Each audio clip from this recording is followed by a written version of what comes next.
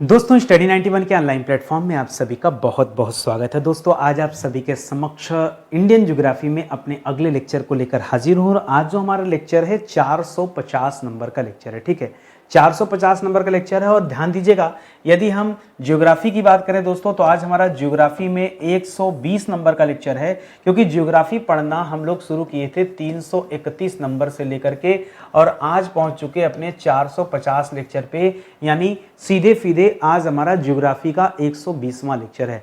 आज की क्लास अगर आप देखते हो तो पूरे 13,500 सवाल, 13,500 जीएस के सवालों पर दोस्तों अब तक चर्चा हो चुका है हमारा। ठीक है, आज की क्लास अटेंड करते हैं तो, और आज ये जनगणना का हमारा आखिरी पार्ट है और जनगणना के इतिहास का आज हम भाग 3 जो अटेंड करने चल रहे हैं। यहाँ स्क्रीन पर कई सारे सवाल हैं, इन्हीं सभी सवालों का जवाब आज मैं आपको अपनी क्लास में देने वाला हूं। तो चलिए फटाफट शुरू करते हैं और देखते हैं कि आपकी तैयारी कितनी बेहतर हो पाई है। देखिए, भरोसा कीजिए नितिन सर पर, हमारे स्टडी 91 प्लेटफॉर्म पर हम बहुत ज़्यादा कोर्स नहीं बनाते, जहां हमें भरोसा होता है कि हम बच्चों के लिए बेहतर कर सकते हैं और गुणवत्तापूर्ण क्लास दे सकते हैं, उन्हें चीज़ों को पढ़ा सकते हैं, समझा सकते हैं, हम उतना ही बैच लॉन्च करते हैं। ठीक है, यदि आपको जांचना परखना है तो आप मेरे केवल हिस्ट्री के बैच को अटेंड करके देखिए या हिंदी के बैच को अटेंड करके देखिए, आपको पता चल जाएगा कि क्लास की क्वालिटी क्या है। और मैं कहता हूँ क्लास परचेज न कीजिए, पहले डेमो देख लीजिए। डेमो देखना भी तो अपने आप में खास होता है ना। डेमो देखिए, पसंद आएगा तो क्लास लीजिएगा, नहीं पसंद आएगा तो कोई बात नहीं। ठीक है, तो आप आइए। एक हमने टेस्ट सीरीज भी लॉन्च किया दोस्तों, 49 रुपए में 1 साल का test series, both language, unlimited exam, जितना चाहे उतना पेपर दीजिए, केवल 49 रुपए में। 49 रुपए मंथली फीस नहीं, ध्यान दीजिएगा, 49 रुपए ईयरली फीस है। 1 साल की फीस 49 रुपए है, आप तो चेक करने के लिए भी ले सकते हैं। ठीक है, चलिए सीधे मुद्दे पर आते हैं और पढ़ना आरंभ करते हैं। तो पहला सवाल दोस्तों स्क्रीन पर हमारे है कि भारत में जाति आधारित जनगणना, आजकल बड़ा चर्चा में चल रहा है जाति आधारित जनगणना, यह किस वर्ष, क्या सर जाति आधारित जनगणना पहले भी होती थी? बिल्कुल होती थी। ठीक है, ध्यान दीजिएगा, जाति आधारित जनगणना जो थी वो 1881 से लेकर 1931 ईस्वी तक दोस्तों ये जाति आधारित जनगणना कराई गई थी। ठीक है, जाति आधारित जनगणना ये कब से कब तक कराई गई थी दोस्तों? तो ये 1881 से लेकर के 1931 तक ये जाति आधारित जनगणना कराई गई थी। ठीक है, भारत की जो पहली जनगणना है, ठीक है, भारत में पहली जनगणना यह दोस्तों कब कराई गई? तो याद रखेगा ये 1872 में कराया गया। ठीक है, इसके बाद दूसरा सवाल आता है नियमित जनगणना। ठीक है, नियमित जनगणना का कार्यक्रम दोस्तों कब से स्टार्ट हुआ? तो ये 1881 से आता है। ठीक है, तो 1872 और 1881 इसको याद रखेंगे। 1881 से जब नियमित शुरू हुआ ना, तब से लेकर 1931 तक हर 10-10 साल पे जनगणना होती है और जाति जनगणना तब चला करता था, लेकिन 1931 के बाद से दोस्तों ये जाति आधारित जनगणना बंद कर दिया गया। भारत में अंतिम बार किस वर्ष जो है ये जाति आधारित जनगणना हुई थी दोस्तों? तो याद रखेगा, जाति आधारित जनगणना अगर प्रारंभ पूछे तब बताएगा दोस्तों प्रारंभ हुआ 1881 में। ठीक है, और यदि अंत पूछे तो बताएगा अंत हुआ 1931 में। कब अंत हुआ? 1931 में अंत हुआ। ये दोनों बात दोस्तों आप याद रखेंगे, पता नहीं परीक्षा में क्या पूछ दे। ठीक है, कोई समस्या नहीं ना? क्या सर उसके बाद समाप्त हुआ तो कभी दोबारा स्टार्ट नहीं हुआ क्या? हुआ, एक छोटे से क्षेत्र में स्टार्ट किया गया। लिख रहा है कि स्वतंत्रता के पश्चात सर्वप्रथम सामाजिक, आर्थिक एवं जाति आधारित जनगणना, ठीक है, जिसे सोशियो इकोनॉमिक कास्ट सेंसस कहते हैं। क्या कहते हैं इसे? हम क्या कहते हैं? Socio economic caste census. ठीक है, कास्ट सेंसस के नाम से जानते हैं दोस्तों, ये आप याद रखेंगे। ठीक है, और ये जो दोस्तों इसकी शुरुआत कब होती है? तो याद रखेंगे जून 2011 में यह जनगणना कराई गई थी। सवाल आता है कहाँ कराई गई थी? तो याद रखेंगे पश्चिमी त्रिपुरा में कराई गई थी। कहाँ पर? पश्चिमी त्रिपुरा में कराई गई थी। लेकिन इतना से आपका जान नहीं बचने वाला है, अब आगे पूछता है कि त्रिपुरा के किस ब्लॉक में कराया गया था? तो याद रखेगा हाजेमारा ब्लॉक। कौन सा ब्लॉक है दोस्तों? हाजेमारा ब्लॉक। कौन सा? हाजेमारा ब्लॉक। ठीक है, अगला सवाल आता है कि ब्लॉक तो ठीक है लेकिन गांव कौन सा था? तो बताइएगा संखोला गांव। कौन सा गांव? शंखोला गांव में दोस्तों ये जाति आधारित जनगणना फिर से कराया गया, लेकिन एक छोटे से क्षेत्र विशेष में दोस्तों ये जनगणना कराई गई, पूरे भारत में नहीं। इसके पहले पूरे भारत में 1881 से 31 वाले पीरियड में पूरे भारत में जनगणना होती थी। ये अभी 2011 में सोशियो इकोनॉमिक कास्ट सेंसस के आधार पर दोस्तों यहां जनगणना की शुरुआत कराई गई थी, जो कि पश्चिमी त्रिपुरा में पड़ता है। त्रिपुरा की राजधानी अगरतला है, आप जानते होंगे। ठीक है, आगे बढ़िए। करा सामाजिक, आर्थिक एवं जाति आधारित जनगणना, सोशियो इकोनॉमिक कास्ट सेंसस। ठीक है, इसके बारे में आपको बता चुका हूं। ठीक है, सोशियो इकोनॉमिक लिख लीजिए यहां पर। सामाजिक मतलब क्या हो जाता है, सोशल मत करिएगा, सोशियो। ठीक है, और आर्थिक का क्या हो जाएगा, इकोनॉमिक, सोशियो इकोनॉमिक। जाति का क्या हो जाएगा, कास्ट। ठीक है, और जनगणना का क्या हो जाएगा, सेंसस। ठीक है, सेंसस। ठीक है, ये आप याद रखेंगे। ठीक है, के शहरी हिस्से में ध्यान दीजिएगा, यहां किसकी बात कर रहा है, यहां शहरी हिस्से की बात कर रहा है। करा शहरी हिस्से के लिए कौन सी समिति बनाई गई थी, दो समिति थी, एक ग्रामीण हिस्से के लिए, एक शहरी हिस्से के लिए। शहरी हिस्से के लिए दोस्तों हासिम समिति थी, जिसे हम SR हासिम समिति बोलते हैं। क्या कहते हैं, SR हासिम समिति। ठीक है, SR हासिम समिति।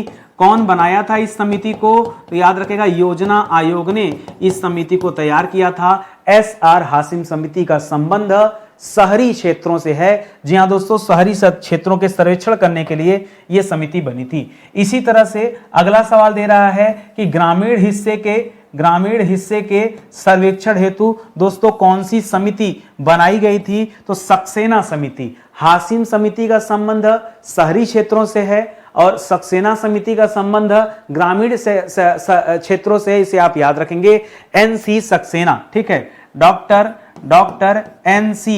NC सक्सेना। जी हाँ दोस्तों, डॉक्टर NC सक्सेना समिति। ठीक है, डॉक्टर NC सक्सेना समिति, ये दोस्तों आप याद रखेंगे। ठीक है, और ये समिति इसलिए भी बनाई गई थी कि गांव में BPL, बिलो पॉवर्टी लाइन, ठीक है, BPL से नीचे की जनता के बारे में पता करना, उनकी जनगणना करना, यह भी दोस्तों एक कार्य रहा है। ठीक है, तो याद रखेगा BPL, बिलो पॉवर्टी लाइन। ठीक है, तो इसको भी दोस्तों जनगणना में शामिल किया गया। ठीक है, इसी के साथ ही, ठीक है, BPL का फुल फॉर्म क्या होता है, बिलो पॉवर्टी लाइन। ठीक है, बिलो पॉवर्टी यानी गरीबी। ठीक है, बिलो पॉवर्टी लाइन। ठीक है, गरीबी रेखा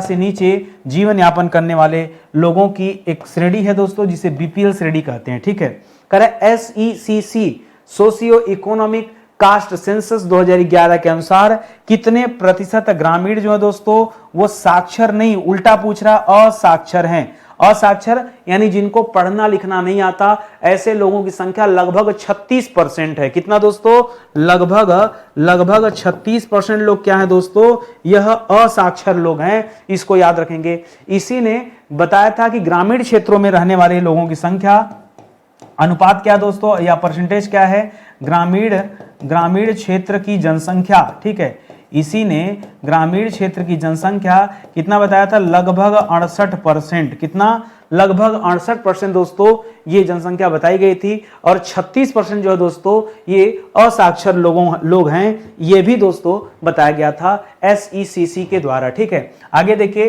करा देश के किन जिलों में जनगणना 2011 के अनुसार सबसे कम वृद्धि हुई है। ठीक है, आपसे राज्य नहीं पूछ रहा है, मुझे पता है कि आप क्या करते हैं, हमेशा राज्य के बारे में सोचते हैं। यहाँ राज्य के बारे में कोई बातचीत नहीं दोस्तों, सीधा यहाँ जिले के बारे में बात हो रही है। किसके बारे में, ध्यान दीजिएगा, आपसे पूछ रहा है कि बताइए उस जिले का नाम बताइए जहां सबसे कम जनसंख्या वृद्धि हुई है। यदि राज्य के बारे में पूछता तो तुरंत आप नागालैंड बता देते हैं। राज्य के बारे में पूछता तो नंबर 1 पर कौन सा है, नागालैंड है, जहां माइनस में वृद्धि हुई है। ठीक है, यानी घटी है, बढ़ी नहीं जनसंख्या। दूसरा है केरल, जहां 9% दोस्तों जनसंख्या वृद्धि हुई है। तो राज्य के मामले में था, लेकिन और जिले के बारे में पूछे तो लोंगकेंग याद रखेगा दोस्तों, लोंगलेंग एक जिला दोस्तों वो नागालैंड में ही है। ठीक है, नागालैंड के से 3 जिले हैं दोस्तों, नागालैंड के ऐसे 3 जिले हैं दोस्तों। उन तीनों जिलों के बारे में आप याद रखेगा जहां जनसंख्या लोएस्ट है। ठीक है, एक तो लोंगलेंग याद रखेगा, लोंगलेंग। ठीक है, थोड़ा अटपटा नाम है लोंगलेंग। सवाल आता है कि लोंगलेंग में जो जनसंख्या वृद्धि की बात हो रहा है कि बहुत कम वृद्धि हुआ, तो कितना कम मतलब घट गया है, -58%। जी हाँ दोस्तों, माइनस पहले लगा लीजिए, -58.58 लिखिए मोटी मोटा, ठीक है, -58% जनसंख्या दोस्तों, ये यानी पहले की अपेक्षा लोंगलेंग में जनसंख्या बढ़ी नहीं है बल्कि जनसंख्या घट गई है, माइनस में चली गई है। इसी तरह से एक जगह है किफिरे, वहां -30% है। एक जगह है किफिरे, ठीक है, वहां जनसंख्या कितनी हो गई दोस्तों, -30%, ठीक है, कितना माइनस, जनसंख्या घटी है 30% हो गई। इसी तरह से तीसरा है मोकांगचुक, ठीक है, मोकांगचुक नहीं, मोकोंगचुक, ठीक है, तीसरा लिखिएगा मोकोंगचुक, ठीक है, मोकोंगचुक। ये जो जगह दोस्तों मुझे याद नहीं आ रहा है, यहां भी जनसंख्या दोस्तों माइनस में हुई है। तो ये दोस्तों जिले हैं, आप याद रखेंगे, खास करके नागालैंड के जिले हैं जहां पर जनसंख्या बढ़ी नहीं है बल्कि जनसंख्या क्या हुई है, घटी हुई है, यह भी आप याद रखिएगा। करा देश के किन जिलों में, ध्यान दीजिएगा, फिर सवाल जिलों का है, करा देश के किन जिलों में 2011 की जनगणना के अनुसार सबसे ज्यादा वृद्धि देखने को मिला। क्या मिला दोस्तों, सर्वाधिक वृद्धि। ऊपर आपने पढ़ा सर्वाधिक कमी, अब दोस्तों बढ़ने की बात कर रहा है, तो बढ़ने में अरुणाचल प्रदेश का एक जिला है कुरंग कुमे, 111% जनसंख्या वहां बढ़ गई, ठीक है। तो नंबर 1 पर लिखेगा अरुणाचल प्रदेश राज्य है, अरुणाचल प्रदेश राज्य है, ठीक है, जहां पर एक जिला है दोस्तों, उस जिला का नाम क्या है, याद रखेंगे, कुरंग कुमे। वहां पर 111% जनसंख्या वृद्धि हुई है कुरंग कुमे में। कहां पर, कुरंग कुमे में कितना जनसंख्या वृद्धि हुई है, 111%, ठीक है। तो ये तो दोस्तों पहला रहा। दूसरा दोस्तों याद रखेगा, एक केंद्र शासित प्रदेश है, उसका नाम है पुदुचेरी। पुदुचेरी में आपने यमन जिला का नाम सुना होगा, ठीक है। पुदुचेरी में एक जिला है यनम, ठीक है, यमन नहीं यनम, ठीक है, यनम। वहां पर दोस्तों याद रखेगा 77% दोस्तों हाइक हुआ है, जनसंख्या वहां 77% दोस्तों लगभग बढ़ी है यनम में, ठीक है। यनम जो कि पुदुचेरी के अंतर्गत आता है, कारिकल हो गया, पुदुचेरी हो गया, माहे हो गया, यनम हो गया, ये मुख्यतः 4 इसके जिले हैं, ठीक है। तो इसको आप याद रखेंगे, ये भी आपके लिए बहुत अच्छा सवाल है कि वह जिला बताइए कहां घटा है और कहां बढ़ा है, ठीक है। अगला सवाल देखिए, करा भारत में जनसंख्या की नकारात्मक वृद्धि दोस्तों यह किस दशक में हुई। दशक पूछ रहा दोस्तों, तो 1921 से 31 का 2 दशक था दोस्तों, ठीक है, जिसे महान विभाजक वर्ष भी कहा जाता है। क्या कहा जाता है, इसे महान विभाजक वर्ष भी कहा जाता है दोस्तों। यहां पे क्या हुआ था, जनसंख्या क्या हो गई थी, घट गई थी, इस पीरियड में घट गई थी जनसंख्या। इसके बाद दोस्तों जनसंख्या बढ़नी शुरू हुई, लेकिन इस पीरियड में जो 21 से 31 वाला पीरियड है, ये दोस्तों जो है जनसंख्या वृद्धि दर नकारात्मक में दर्ज हो गया, यानी इसके पहले की अपेक्षा से अगले 10 वर्षों में जनसंख्या बढ़ने की जगह घट गई थी। इस वजह से दोस्तों इस तथ्य को भी याद रखेंगे। ऐसे में नागालैंड मत बोल दीजिएगा, नागालैंड में सिर्फ यही है दोस्तों कि 2001 में जितनी नागालैंड की जनसंख्या थी, इस बार काउंट किया गया तो 0.5% जनसंख्या क्या हो गई, घट गई, यानी बढ़ने की बजाय थोड़े बहुत लोग कम हो गए थे अगले 10 वर्षों में, ठीक है। इस वजह से दोस्तों ऐसा है। करा देश का एकमात्र राज्य जहां जनगणना के अनुसार जनसंख्या वृद्धि दर दोस्तों नकारात्मक रही, वह राज्य दोस्तों कौन सा है, वह राज्य नागालैंड है। कौन सा राज्य है, नागालैंड है, ठीक है, नागालैंड है। नागालैंड की राजधानी कहां दोस्तों, नागालैंड की राजधानी है कोहिमा, ठीक है। नागालैंड की राजधानी क्या दोस्तों, कोहिमा, ठीक है, यही है ना, हाँ ठीक है। और ठीक है, और एक चीज और याद रखिएगा, नागालैंड में जो जनसंख्या वृद्धि दर रही है वो 0.5% माइनस में रही है, ठीक है, -0.5%। ये मोटी मोटा एक आंकड़ा आप याद रखेंगे, अच्छा सवाल है। करा देश का सबसे अधिक आबादी वाला जो जिला है दोस्तों वो कौन सा है, सबसे ज्यादा आबादी दोस्तों पूरे देश में कहां पर है दोस्तों, तो एक जिला है दोस्तों महाराष्ट्र में, ठीक है, एक जिला है महाराष्ट्र राज्य में, उस जिला का नाम है ठाणे जिला। कौन सा जिला, ठाणे जिला। ये जिला दोस्तों सबसे ज्यादा आबादी दोस्तों इस एक जिले में रहती है। विश्वास कीजिए, इस एक जिले की आबादी जो है वह 1.1 करोड़ है। कितना दोस्तों, 1.1 करोड़, ठीक है, 1 करोड़ लोग दोस्तों इस जिले में रहते हैं, ठीक है। कौन सा जिला है? महाराष्ट्र का ठाणे जिला है, ठीक है। उत्तर प्रदेश का प्रयागराज जिला दोस्तों, जहां पे 60 लाख से ज्यादा लोग रहते हैं, ठीक है। अगर यही आपसे उत्तर प्रदेश का सवाल देता तो उत्तर प्रदेश में सबसे ज्यादा जनसंख्या वाला जिला जो है वो प्रयागराज है, और यहां पर 60 लाख से अधिक लोग दोस्तों निवास करते हैं, ये भी आप याद रखेंगे, ठीक है। अगला सवाल देखिए, करा नई जनसंख्या नीति जो सन 2000 में आई थी, उसके अनुसार जनसंख्या स्थिर करने का संशोधित लक्ष्य कब रखा गया? देखिए यहां पे दो सवाल बनता है, ठीक है। तो याद रखेगा, पहले जो लक्ष्य रखा गया था वो रखा गया था 2045, ठीक है।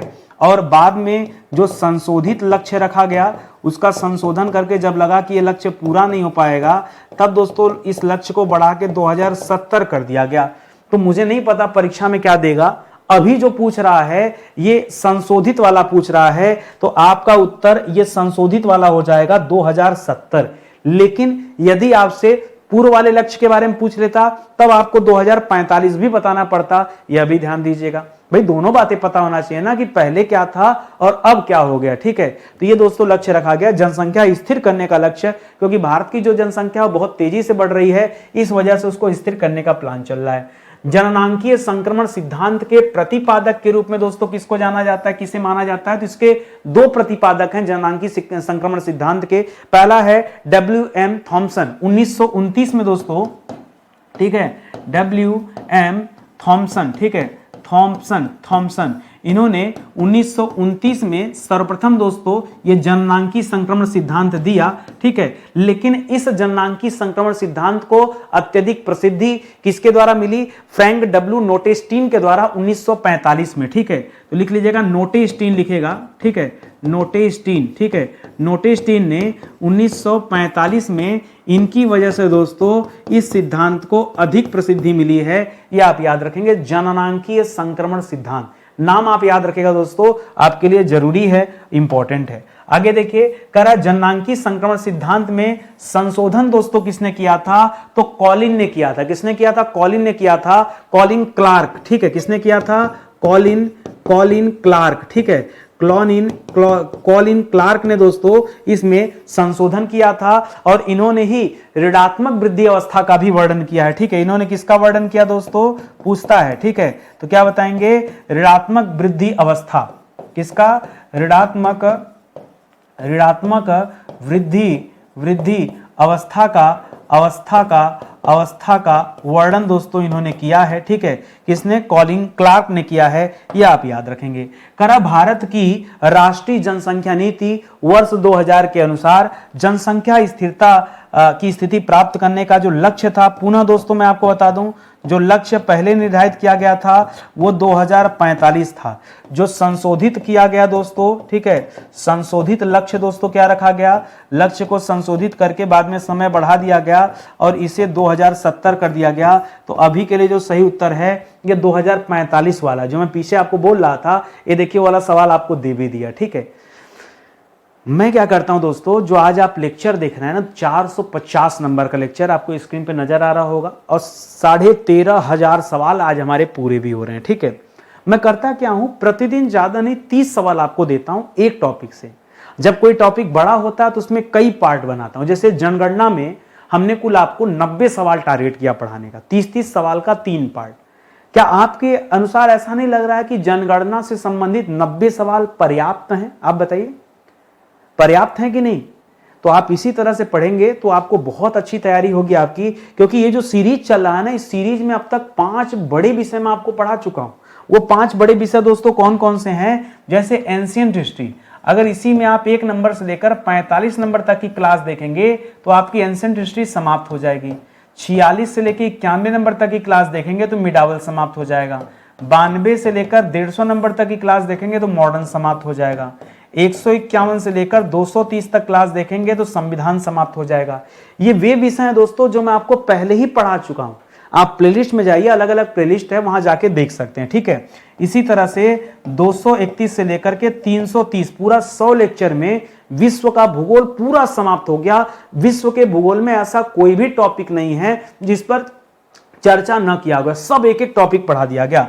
अब इंडियन ज्योग्राफी एकदम अपने अंतिम अवस्था में चल रही दोस्तों, जब ही समाप्त हो जाए, ठीक है। और आज हम पढ़ते पढ़ते आ चुके हैं अपने 450 नंबर के लेक्चर पर, यानी आज हमारा है लेक्चर नंबर 120। ज्योग्राफी में दोस्तों हमारा कितने नंबर का लेक्चर है? आज 120 नंबर का लेक्चर है, अभी चल रहा है। मुझे उम्मीद है कि अगले 4-5 लेक्चर में ये इंडियन ज्योग्राफी हमेशा हमेशा के लिए क्या हो जाएगा? समाप्त हो जाएगा, तो आपको और आनंद आएगा। ठीक है, चलिए आगे बढ़ते हैं, अपने अगले सवालों पर आते हैं। अगला सवाल क्या दे रहा है? करा देश में सर्वाधिक प्रतिशत ईसाई जनसंख्या वाला राज्य दोस्तों कौन सा है? ठीक है, ईसाई जनसंख्या वाला राज्य। एक बात बता दूं, ज्यादातर बच्चों के दिमाग में केरल आता है, ठीक है, लेकिन केरल में देखिए, ठीक है, सर्वाधिक ईसाई हैं, ठीक है, सर्वाधिक ईसाई तो हैं, ठीक है, लेकिन यदि प्रतिशत की बात करेंगे दोस्तों, तो प्रतिशत में दोस्तों नहीं है, ठीक है, परसेंटेज में केरल बहुत पीछे चला जाता है, इसलिए केरल का नाम भी मत लीजिएगा, गलती से भी नाम नहीं लेना है।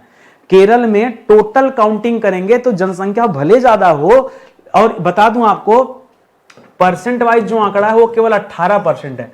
मतलब केरल में जितनी भी आबादी रहती है उस पूरी आबादी में अगर 100 मान लिया जाए तो 18% लोग क्या हैं? ईसाई हैं। ये मैं केरल का आंकड़ा दे रहा हूं।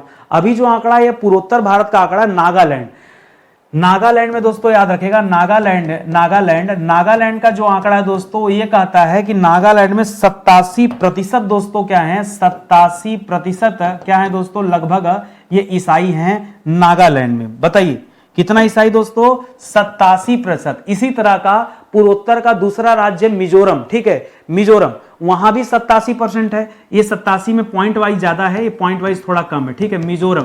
मिजोरम में भी दोस्तों जो आंकड़ा है वह क्या है दोस्तों? वह आंकड़ा दोस्तों 87% का ही है, ठीक है। तीसरा दोस्तों जो राज्य है, आपको लग रहा होगा कुछ और कहीं बाहर चले जाए, नहीं, वो भी पूर्वोत्तर का राज्य है, मेघालय, वहां 75% है, ठीक है।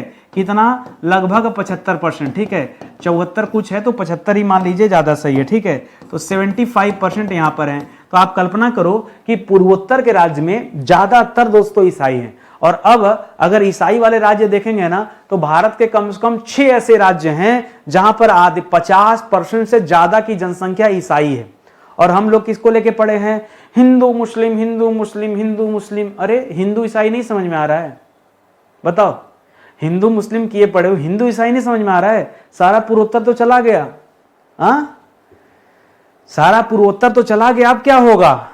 तो थोड़ा सा हर तरफ देखने की जरूरत है, यही मैं चाहता हूं खाली, ठीक है। करा देश के किस राज्य में न्यूनतम प्रतिशत, ठीक है, न्यूनतम प्रतिशत ईसाई जनसंख्या है? तो सबसे न्यूनतम प्रतिशत दोस्तों जो है वो है हिमाचल प्रदेश में, ठीक है।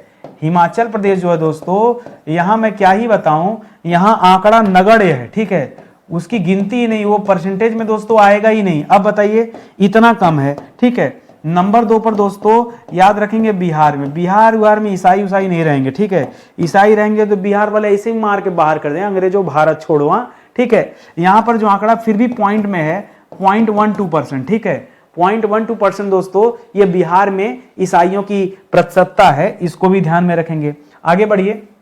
करा सिख मतावलंबियों की सर्वाधिक संख्या यह किस राज्य में निवास करती है? सिखों की सर्वाधिक संख्या, ठीक है। सबसे ज्यादा सिख कहां रहते हैं? अरे पूछने वाली बात है, सिख सबसे ज्यादा कहां रहते हैं दोस्तों? पंजाब में रहते हैं। यदि ये पूछा जाए कि पंजाब में परसेंट वाइज दोस्तों सिख कितने हैं, तो क्या बताएंगे? मात्र 58%। कितना? मात्र 58% दोस्तों क्या हैं? ये सिख हैं। अच्छा, इसी तरह से सवाल ये पूछ सकता है कि चाहे बौद्ध और जैन जो है दोस्तों, इनकी सर्वाधिक संख्या कहां पर है? तो इनकी सबसे ज्यादा संख्या है महाराष्ट्र में। जी हाँ, इनकी सबसे ज्यादा संख्या कहां है दोस्तों? महाराष्ट्र में है। सबसे ज्यादा बौद्ध और सबसे ज्यादा जैन समुदाय के लोग दोस्तों किस राज्य में निवास करते हैं भारत में? तो महाराष्ट्र में निवास करते हैं। यह भी अलग से आप ध्यान रखेंगे। आगे बात समझ में? अच्छे से पढ़ लीजिए, समझ लीजिए। जितना दे रहा हूं ये अपने आप में सफिशिएंट है, इससे ज्यादा आपको पढ़ने की जरूरत नहीं पड़ेगी, ठीक है। देश के किस धार्मिक समुदाय में सबसे ज्यादा लिंगानुपात है? ठीक है, सर्वाधिक लिंगानुपात कहां दोस्तों? किस धार्मिक समुदाय में? तो सबसे ज्यादा लिंगानुपात यह ईसाई समुदाय में, 1000 से ज्यादा। जी हां दोस्तों, कितना? 1023 है। कितना? 1023।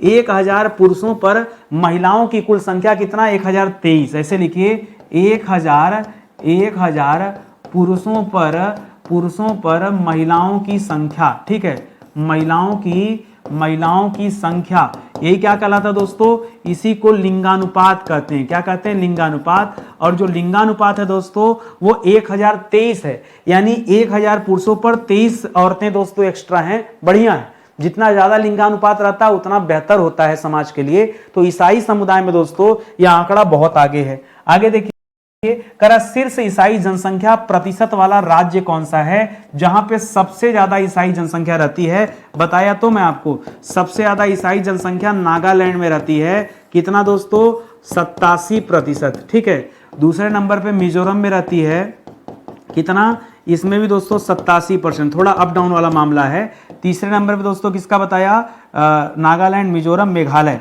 ठीक है, मेघालय में कितना, तो 74 था, 75 लिख दिया था मैं। ठीक है, तो ये दोस्तों आंकड़ा याद रखेंगे।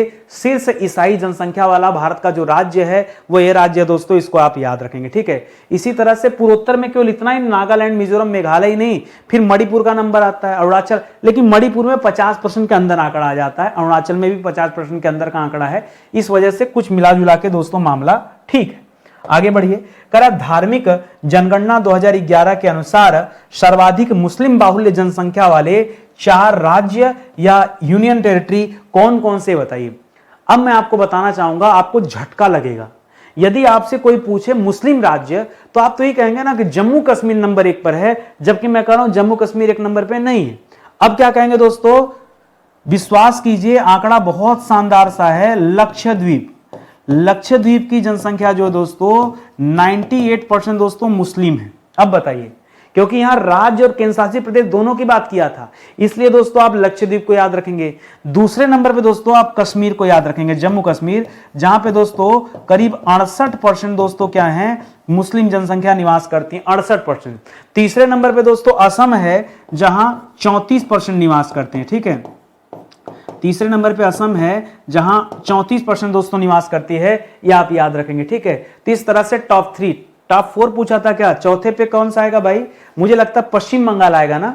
ठीक है, उधर ढाका वाका वाला बेल्ट है, तो चौथे पे, लेकिन उसका परसेंटेज मुझे याद नहीं। ठीक है, चलिए, परसेंटेज का बहुत आवश्यकता भी नहीं है, स्टार्टिंग में 1-2 का याद रखिए, ज्यादा है। ठीक है, वो तो मुस्लिम वाली बात है तो थोड़ा सा याद है। ठीक है, वरना इतना भी आपके लिए चलेगा। ठीक है, बात समझ में आ गया ना। तो इस तरह से दोस्तों 4 राज्य जहां पे सफेद, आप किसी से भी पूछेंगे मुस्लिम राज्य या यूनियन टेरिटरी अगर बोल दिया ना, यूनियन टेरिटरी बोलने की वजह से हो जा रहा है, वरना हर बच्चा जम्मू कश्मीर ही बोलेगा। ठीक है, पंजाब बोलेगा, कुछ और बोलेगा, लेकिन लक्षद्वीप दोस्तों नहीं बोलेगा, उसका ध्यान ही वहां तक है। छोटा सा द्वीप है, बहुत ज्यादा जनसंख्या वहां की है नहीं। ठीक है, करा भारतीय शहर की पहली पूर्ण जनगणना 1830 में दोस्तों किसके द्वारा कराया गया था, तो याद रखेगा हेनरी वाल्टर द्वारा। किसके द्वारा दोस्तों, हेनरी वाल्टर ने 1830 में, 1930 नहीं, 1830 में यह जनगणना पूरा कराया था। और कहां पे दोस्तों, ढाका में। आइए मैं आज कुछ ऐसी बातें बता देता हूं जो आज तक आपने सुना ही ना हो। ठीक है,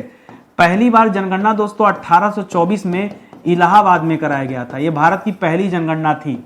दूसरी बार दोस्तों जो जनगणना थी वो 1827 से 1830 के मध्य कराई गई, और वाल्टर वाली नहीं, ये दूसरी जनगणना दोस्तों जो कि जेम्स प्रिंसेप ने बनारस शहर में कराया था। ठीक है, कहां पर, बनारस में किसने कराया था, जेम्स प्रिंसेप ने कराया था, जेम्स प्रिंसेप द्वारा कराया गया। और तीसरी जो जनगणना दोस्तों वो 1830 में आप पढ़ते हैं, जो वाल्टर ने कराया था, और ये ढाका में कराया गया था। कहां पर, ढाका में। ये 3 पॉइंट जो बच्चों को पता ही नहीं होता है। हमारा तो जीवन 1872 1881 में ही बीत गया, हम कभी जानने का प्रयास ही नहीं किया कि ये भी है। सर हमें भरोसा नहीं होता, अध्यापक मैं हूं कि आप, पढ़ा मैं रहा हूं कि आप, पीएचडी हमने किया कि आपने, अरे पढ़ा रहा हूं तो विश्वास कीजिए, काहे मैं झूठ बोलूंगा, मुझे झूठ बोलकर क्या मिलेगा। देखिए गलती से कहीं गलती हो जाए अलग बात है, भाई गलती इंसानों से होती है, मैं कोई कंप्यूटर नहीं हूं कि मुझसे गलती नहीं होती, हो सकता है कहीं कुछ गलत निकल जाए फ्लो में, ठीक है, मैं मानता हूं ऐसा हो सकता है, लेकिन कभी कभार, क्योंकि मैं अध्यापक हूं, मेरा काम लोगों को पढ़ाना है, तो जितना मेहनत आप नहीं करते हैं उससे ज़्यादा मेहनत हर विषय पर मुझे करना पड़ता है। क्यों, हमारी भी इज्जत तो दांव पे लगी है कि रोज रोज हम गलती करते चलेंगे तो कैसे काम चलेगा। तो गलतियां नहीं है, बिल्कुल सही है, आपकी इच्छा होगी तो आप गूगल कर लीजिएगा, पढ़ लीजिएगा, शोध कर लीजिएगा, गूगल करेंगे भी तो हो सकता है आपको मिले ना मिले, थोड़ा और जो है रहस्य पता लगाएंगे, डिटेल में पढ़ेंगे, तब जाके इन चीजों के बारे में पता कर पाएंगे। भारत में जनगणना के संबंध में एनपीआर का फुल फॉर्म दोस्तों पूछता है, एनपीआर। तो एन माने होता है दोस्तों नेशनल, एन माने क्या होता है नेशनल, पी का मतलब क्या हो जाता है दोस्तों पॉपुलेशन, ठीक है, नेशनल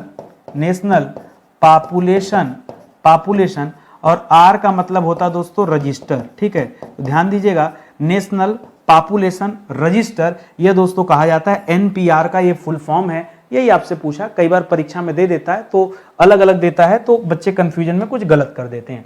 भारत में प्रतिवर्ष किस देश की जनसंख्या के बराबर दोस्तों वृद्धि हो रही है? कहा जाता है कि भारत हर साल एक ऑस्ट्रेलिया पैदा करता है, ठीक है।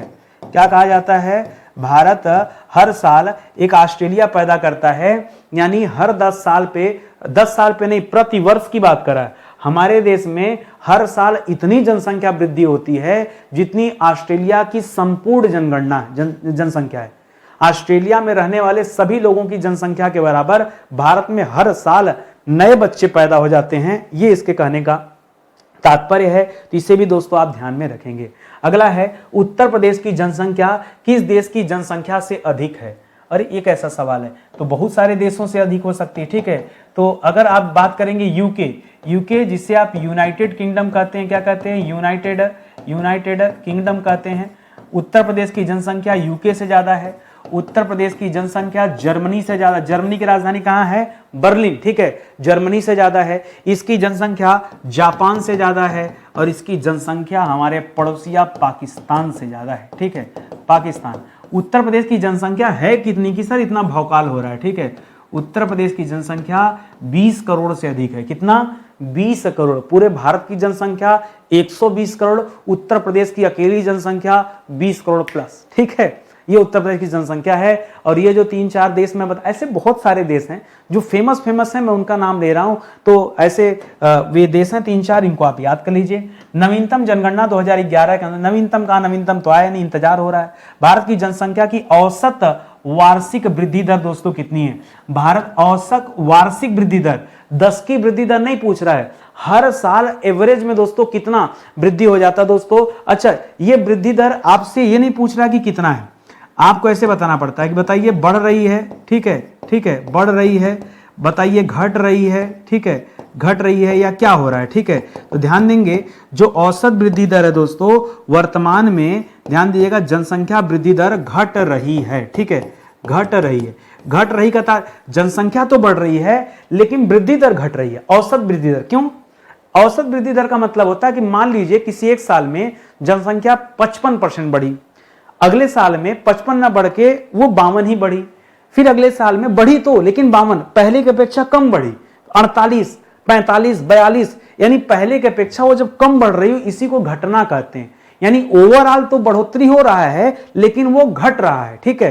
तो ये दोस्तों आप याद रखेंगे, परीक्षा में ये जब सवाल देता है ना, अरे तो पूछिए मत, बच्चे कंफ्यूजन में इतनी गलती करते हैं कि मैं क्या ही बताऊं। बहुत ध्यान से पढ़ लीजिएगा, अपने आप में मोस्ट इंपॉर्टेंट सवाल है, इसको मोस्ट इंपॉर्टेंट सवाल में रख लीजिए, ठीक है। ऐसे ऐसे सवाल जब आते हैं तो इसी को आप कहते हैं कि बहुत कठिन सवाल दे दिया। वर्तमान भारत में जन्म दर और मृत्यु दर के संदर्भ में आप बताइए कि जन्म दर मृत्यु दर क्या हो रहा है? दोनों बढ़ रहे हैं, दोनों घट रहे हैं? जन्म दर बढ़ रहा है, मृत्यु दर घट रहा है, या जन्म दर घट रहा है, मृत्यु दर बढ़ रहा है? ये 4 केस बनते हैं। क्या क्या बनते हैं सुनिएगा, ठीक है, क्या क्या केस बनते हैं सुनिएगा। जन्म दर प्लस मृत्यु दर बढ़ रहे हैं, ठीक है। या फिर, ठीक है, दूसरा कंडीशन हो सकता है कि जन्म दर प्लस मृत्यु दर क्या हो रहा है दोस्तों? घट रहा है। तीसरा कंडीशन हो सकता है कि जन्म दर क्या हो रहा हो दोस्तों? बढ़ रहा हो, और मृत्यु दर दोस्तों क्या हो रहा हो? घट रहा हो। चौथा कंडीशन हो सकता है कि जन्म दर भारत में क्या हो रहा हो? घट रहा हो, और मृत्यु दर दोस्तों क्या हो रहा हो? बढ़ रहा हो, ठीक है। ये दोस्तों 4 कंडीशन हो सकता है। आप बताइए कि भारत में कौन सी वाली स्थिति चल रही है? तो याद रखेगा, अब बच्चे को लगेगा कि भारत में जन्म दर बढ़ रहा है। मैं बताऊं आपको क्या लगता है, ठीक है, आपको लगता है, क्या लगता है? सुनिए, मैं बता रहा हूं क्या लगता है। आपको लगता है कि जो जन्म दर है ये बढ़ रहा है, प्लस जो मृत्यु दर है मृत्यु दर है वो घट रहा है, तभी तो जनसंख्या बढ़ रही है, ऐसा आपको लगता है। लेकिन यह जो दोस्तों असत्य है, ठीक है, यह क्या है, असत्य है। जो आपको लगता है वो गलत है। सर हमको लगता है गलत है, मतलब हमने ये 3 नंबर वाला ऑप्शन चुना था, सर आपने कहा ये गलत है, ठीक है, आपने कहा ये गलत है, ठीक है। अब आप अगला सोच के बताइए, फिर सोचेंगे चलिए हो सकता है इसका उल्टा हो, जन्म दर घट रहा हो मृत्यु दर बढ़ रहा हो, बेटा ये भी गलत है, ये भी गलत है। सर इसका मतलब पक्का है कि दोनों बढ़ रहे होंगे, बेटा ये भी गलत है। और सत्य क्या है दोस्तों, सत्य यह है कि दोनों दोस्तों घट रहा है, जन्म दर और मृत्यु दर दोनों दोस्तों घट रहा है। आप ना क्वेश्चन को समझे नहीं, क्वेश्चन की प्रवृत्ति को आपने नहीं समझा और ओवर एडवांस बन गए आप। क्वेश्चन क्या पूछा था, वर्तमान भारत में जन्म दर और मृत्यु दर क्या हो रहे हैं दोस्तों, तो दोनों दर जो है दोस्तों वो धीरे धीरे गिर रही है। पहले की अपेक्षा जन्म दर भी नहीं बढ़ रहा है, जैसे पहले बढ़ता तो वैसे नहीं, पहले की अपेक्षा में मैंने समझाया ना, हर साल जन्म दर कम हो रहा है, पहले 55 अब 53 50 47 कम हो रहा है, समझ रहे हैं। दूसरा मृत्यु दर, इतनी टेक्नोलॉजी आ गई कि मृत्यु दर भी घट रहा है, ठीक है, तो दोनों घट रहा है, इस बात को ध्यान दीजिएगा। अगली बार परीक्षा में आएगा 100 में से 100 बच्चा गलत करता है, आप तो पढ़े हैं ना, आप सही कर लीजिए। इस तरह का सीरीज जो मैं चला रहा हूं ये आपके लिए बहुत अच्छा, आप जाके देखिए। मैं आपको बार बार समझाता हूं कि चाहे आप ऑनलाइन पढ़ रहे हैं, चाहे ऑफलाइन पढ़ रहे हैं, चाहे आप सेल्फ स्टडी कर रहे हैं, ये नुकसान करेगा क्या? ये क्लास अगर आप देखेंगे तो आपको नुकसान करेगा क्या? नहीं ना, फायदा ही करेगा ना। तो क्लास को देखिए, इसी तरह से पीछे की क्लास को देखिए, बहुत अच्छा रिवीजन होगा। ये सीरीज में इसीलिए तो चला रहा हूं। अगला सवाल देखिए, कह रहा किसी क्षेत्र में जनसंख्या आधिक्य का क्या तात्पर्य है, ठीक है, तो लिखिएगा, मैं लिख रहा हूं आपके अनुसार, आप क्या सोचते हैं जनसंख्या आधिक्य का मतलब, आप क्या सोचते हैं? आप सोचते हैं जनसंख्या का बढ़ना, ठीक है, जनसंख्या का बढ़ना ही क्या कहलाता है? जनसंख्या आधिक्य कहलाता है। जबकि यह आप जो सोच रहे हैं दोस्तों, यह आप गलत सोच रहे हैं, यह असत्य है। कहां मजाक बना के रखे हैं गुरु, ऐसा फंसा रहे हैं। लिखा है जनसंख्या आधिक्य, आधिक्य मतलब अधिक, किसने कहा आधिक्य मतलब अधिक होना? अरे आप शब्दों के अर्थ पे जाएंगे तो अर्थ का अनर्थ बना देंगे। सुनिए, किसी क्षेत्र में जनसंख्या आधिक्य का अर्थ होता है जनसंख्या एवं संसाधन विकास से, दो चीजों से। किससे किससे? जनसंख्या का विकास और संसाधन का विकास, ठीक है, इन दोनों से होता है। तो नोट कीजिएगा एग्जाम में, जनसंख्या एवं संसाधन के विकास से लिया जाता है जनसंख्या आधिक्य का तात्पर्य। ऐसे आप गलती मत कीजिएगा, बहुत सोच समझ के जवाब दीजिएगा। अगला सवाल देखिए, 2011 की जनगणना के अनुसार भारत के वृहद नगरों में सर्वाधिक प्रतिकूल, अनुकूल नहीं, क्या लिखा है? प्रतिकूल, अनुकूल नहीं, अनुकूल का उल्टा प्रतिकूल होता है, उल्टा यौन अनुपात मिलता है। सर्वाधिक प्रतिकूल यौन अनुपात दोस्तों कहां मिलता है? यह मिलता है दोस्तों मुंबई में। अनुकूल नहीं, यह प्रतिकूल अनुपात पूछा है, प्रतिकूल अनुपात, ठीक है, प्रतिकूल अनुपात दोस्तों कहां मिलता है? यह यौन अनुपात, ये मुंबई में मिलता है। लिंगानुपात, यौन अनुपात का तात्पर्य भी सीधा यौन अनुपात का तात्पर्य भी किससे दोस्तों? यह लिंगानुपात से। किससे है? लिंगानुपात से है, यह भी आप याद रखेंगे। कारण नगरीकरण की दृष्टि से भारत जो है दोस्तों, यह किस श्रेणी में आता है अगर नगरीकरण के हिसाब से देखा जाए तो, ठीक है। इसमें भी मैं आपको बता दूं, ठीक है, ऑप्शन लिखिएगा। पहला ऑप्शन है उच्च, अच्छा, जो नगरीकरण है दोस्तों, देखिए उच्च, इसको ऐसे लिखेगा, ऑप्शन बनाने में दिक्कत होगा, सीधा उत्तर बता देता हूं। भारत जो है दोस्तों, भारत को किस श्रेणी में रखा जाता है? भारत एक मध्यम निम्न नगरीकृत देश की श्रेणी में आता है, ऐसे लिखेगा। कैसे लिखा हूं इसको? जैसे बोल रहा हूं ऐसे लिखा जाएगा। और क्या? भारत एक मध्यम, ठीक है, मध्यम, तो बहुत क्योंकि भारत दोस्तों मध्यम क्यों कहा गया? ठीक है, मध्यम इसलिए कहा जा रहा है कि भारत जो है अभी विकासशील देश है, विकसित नहीं हुआ है, इसीलिए मध्यम कहा जा रहा है। अगर भारत विकसित हो जाता तो मध्यम की जगह उच्च आ जाता, ठीक है, मध्यम। और मध्यम में भी क्या दोस्तों? निम्न, ठीक है, निम्न, ठीक है, निम्न। नगरीकृत देश की श्रेणी में आता है, निम्न नगरीकृत देश, ठीक है। तो मध्यम वाली कैटेगरी में तो है ही है, लेकिन मध्यम में भी सबसे निचले पायदान पर है। क्यों? अभी जितना नगरीकरण चाहिए भारत को उतना नगरीकरण भारत में हुआ नहीं है, ठीक है। भारत मुख्यतः दोस्तों ग्रामीण अर्थव्यवस्था वाला देश है। अभी भी ज्यादातर जनसंख्या जो है दोस्तों गांव में रहती है, इस वजह से यह अभी निम्न नगरीकृत देश में है, ठीक है। अब अगली जनगणना रिपोर्ट जब आएगी तब देखा जाएगा कि क्या यह निम्न से मध्यम पे पहुंचा कि नहीं पहुंचा, या उच्च पे आए कि नहीं। ये वाली श्रेणी तो मध्यम ही रहेगा। ये तब तक मध्यम रहेगा जब तक भारत इस विकासशील श्रेणी से निकल करके विकसित श्रेणी में ना चली जाए, तब तक ये मध्यम रहेगा। तो पहला तो मध्यम और बाद में लिखिएगा निम्न नगरीकृत देश की श्रेणी में आता है, ये आप याद रखेंगे, ठीक है। स्टडी 91 के प्लेटफॉर्म से हमने बहुत सारे कोर्स लॉन्च किए हैं, अलग अलग इंडिविजुअल बैच भी लॉन्च किया है, विषय के लिए भी और अलग अलग परीक्षाओं के लिए भी बैच लॉन्च किया है। आप एक मौका दीजिए, जुड़िए हमारे साथ, तैयारी कीजिए, बहुत बढ़िया आपकी तैयारी होगी, बस भरोसा कीजिए, ठीक है।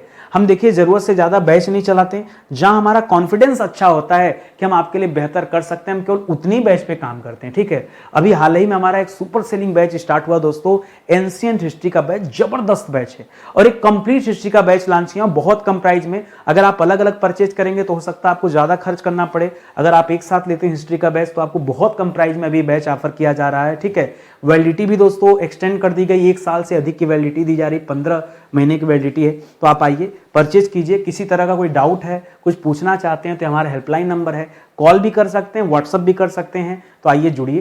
क्लास अच्छी लगी हो तो लाइक कमेंट शेयर जरूर कीजिएगा, ये आपसे निवेदन है, ठीक है। बहुत बहुत धन्यवाद आप सभी का, मिलते हैं अगले लेक्चर में, तब तक के लिए जय हिंद, जय Bharat, thank you so much.